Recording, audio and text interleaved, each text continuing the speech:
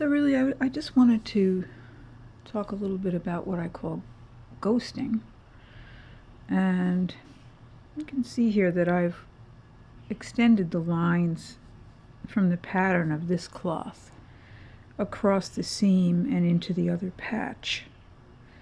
And what I've done here is I've actually drawn, well, I've continued it so that the pattern can flow through, but I'm also working from memory of this fabric and perhaps making it up as I imagined it to be a while ago. I mean, this fabric is from something I've had for a very long time. And then I did also extend the corner of this loose dyed patch here into the other side, just to cross over, let the wing cross over. And I've actually already filled that in with a little bit of stitch, in this case split back stitch. But really, you know, the idea that one thing can flow into the other, or especially in patchwork where things get cut off, that it could continue even though it's been cut off.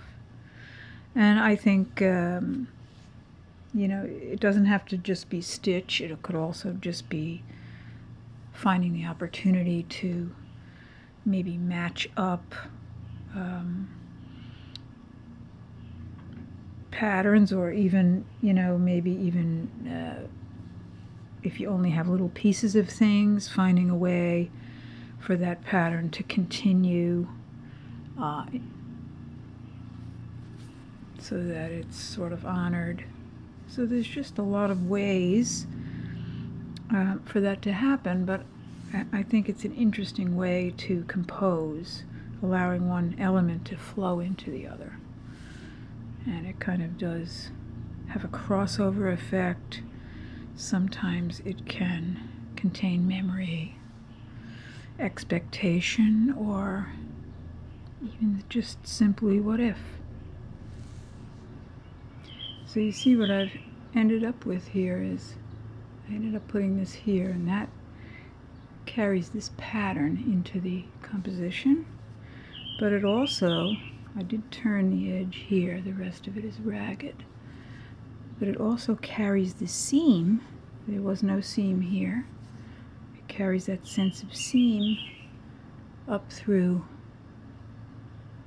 and also connects the blue areas, so there is a ghosting of color. And then I took a little piece of some leftover here,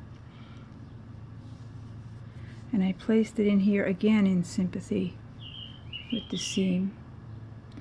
And well, I just created another sort of layer of wing here. It's as if almost like a wind blew through and changed everything. But again, now the placement here and the carryover has very much accentuated the center. So, you know, just another example of how many ways I use this ghosting idea. That is, carrying one element into another, and it builds image in layers.